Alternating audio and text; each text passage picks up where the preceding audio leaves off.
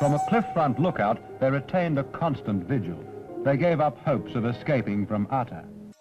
Skipping school now didn't look like the greatest plan.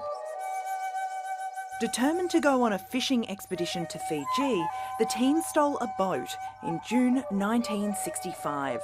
But their journey was cut short by a storm that sent them adrift to a remote Tongan island. At first, Ata was not kind to us. They showed how they survived for 15 months in this Channel 7 documentary, unearthed by the Dutch historian and author Rutger Bregman in his search to find the truth about the Lord of the Flies. We knew that if we became lazy, nature would beat us. They found the remains of an old civilization where there had been taro growing and yams and bananas. And by the time I arrived 2 years later, they had built a hafali, a grass hut. They had a little badminton court.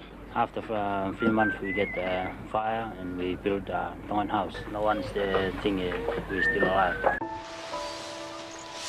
In scenes reminiscent of the Lord of the Flies, they kept a smoke signal constantly burning, hunted for food and governed themselves.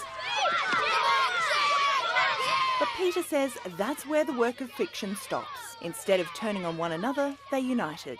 When the two elder ones started to argue amongst other, they had the common sense to go and live apart on either end of the island for 2 days while they cooled down. If it wasn't for Peter's crew, this story could have had a very different ending. I saw a burned out patch across the cliff through the field glasses, so we went in to take a closer look. And as we got closer, we found one of the boys who had been keeping lookout waving to us from the rocks. Rather frightening sight, so we loaded our rifles and he crawled up over the side and he addressed me in perfect English and said, "We are castaways." More than half a century later, memories of that day still brings a tear to his eye. After 20 minutes, the radio operator came back tearfully and said, "You found them. These 6 boys have been given up for dead. Funerals have been held, but it's amazing." This chance encounter changed the course of Peter's life too.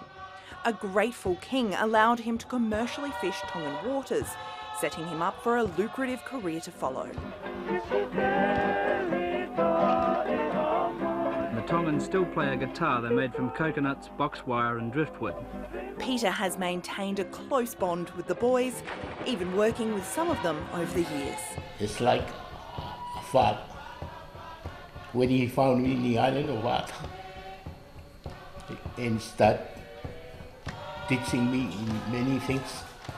I think humanity can learn a lesson from this little story. It brings out determination, justice, love, compassion, all those things tied together unites these kids and all of us.